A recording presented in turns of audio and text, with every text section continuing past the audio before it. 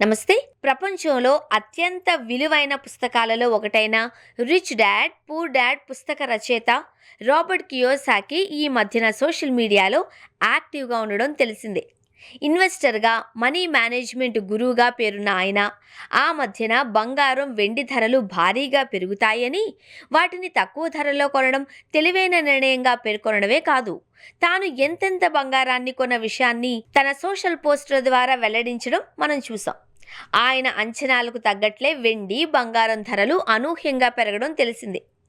ప్రస్తుతం ధరలు తగ్గుముఖం పట్టినా కియోసాకి చెప్పిన సమయంలోనే బంగారాన్ని, వెండిని కొన్నోళ్ళు ఆ తరువాత రోజుల్లో అమ్మేసి భారీగా లాభాన్ని సొంతం చేసుకున్న వారికి కొదవలేదు. ఆ విషయాన్ని కాసేపు పక్కన పెడితే, మన తాజా పోస్టులో మరో ఆసక్తికర అంశాన్ని ప్రస్తావించారు. తాను గతంలోనే వార్నింగ్ ఇచ్చినట్లుగా భారీ ఎత్తున క్రాష్ మొదలైనట్లుగా చెబుతున్నారు. తాను వార్నింగ్ ఇచ్చినట్లే ఫ్యూచర్లో అతిపెద్ద స్టాక్ మార్కెట్ క్రాష్ జరుగుతుందని, అందుకు తగ్గట్లు ప్రిపేర్గా ఉండాలి అన్నారు.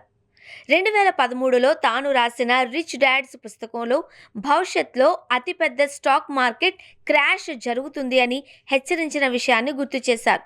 తాను చెప్పినట్లు పెద్ద ఆర్థిక సంక్షోభం సమీపంలో ఉంది అని, మార్కెట్ క్రాష్ కొందరికి డేంజర్ అయినా స్టాక్స్ కొనుగోలు చేసే వారికి మాత్రం అదో గొప్ప అవకాశంగా పేర్కొన్నారు. బిట్ కాయిన్ విలువ బాగా తగ్గినప్పుడు తాను మరింత కొనుగోలు చేస్తారు అని చెప్పిన ఆయన, బిట్ కాయిన్ విలువ తగ్గిన తర్వాతే తాను కొంటాను అని చెప్పడం గమనార్హం. తన వరకు బంగారం, వెండి, బిట్ కాయిన్, ఎథిరియం నిజమైన ఆస్తులుగా ఆయన పేర్కొన్నారు. ఆర్థిక సంక్షోభాలు ఎప్పుడూ కూడా నష్టాలనే కాదు, అవకాశాలని కూడా కల్పిస్తాయి అని చెప్పిన కియోసాకి మాట అక్షర సత్యంగా చెప్పేటోళ్లు కూడా కనిపిస్తారు. ఒక కంపెనీకి అధినేతగా ఉంటూ అందరూ ఆర్థికంగా మరింత ఉన్నత స్థాయిలకు వెళ్ళాలి అన్న భావనను ఆయన తన పోస్టులతో వ్యక్తం చేస్తూ ఉంటారు అని చెప్పక తప్పదు.